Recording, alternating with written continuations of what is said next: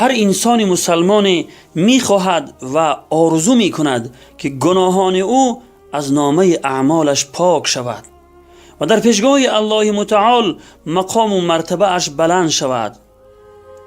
این کاری مشکلی نیست.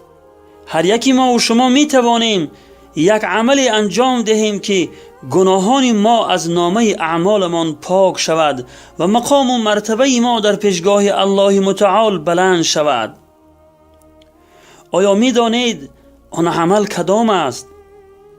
آن عمل صلوات فرستادن به پیامبر خدا صلی الله علیه و سلم است. پیامبر خدا صلی الله علیه و سلم می فرمایند هر کس بر من یک صلوات بفرستد خداوند بر او 10 صلوات می فرستد و 10 گناهش بخشیده می شود، یعنی 10 گناه از نامه اعمال او پاک می شود و در پیشگاه خداوند مقام و مرتبه اش 10 درجه بلند می شود. و در روایت دیگر آمده است و در نامه اعمال او 10 ثواب نوشته می شود. روایت احمد و نسائی.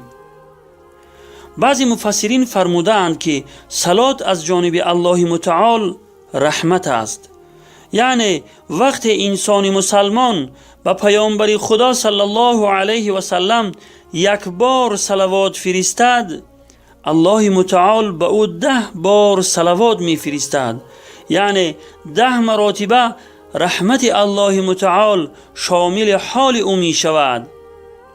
و این چه خوش نصیبی است که رحمت الله متعال شامل حال بنده اش بشود.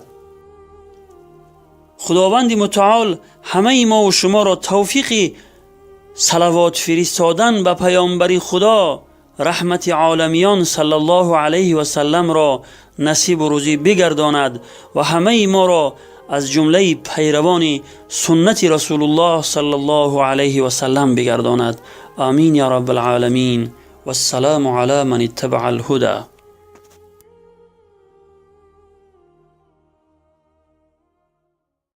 ره رو به راه هدایت، راه بوبکر و عمر، راه عثمان و علی و راه نجات صغر. ره رو به راه زیایی، شیر مرد راه دین، اسوه اخلاص و همت، اسوه علم و یقین.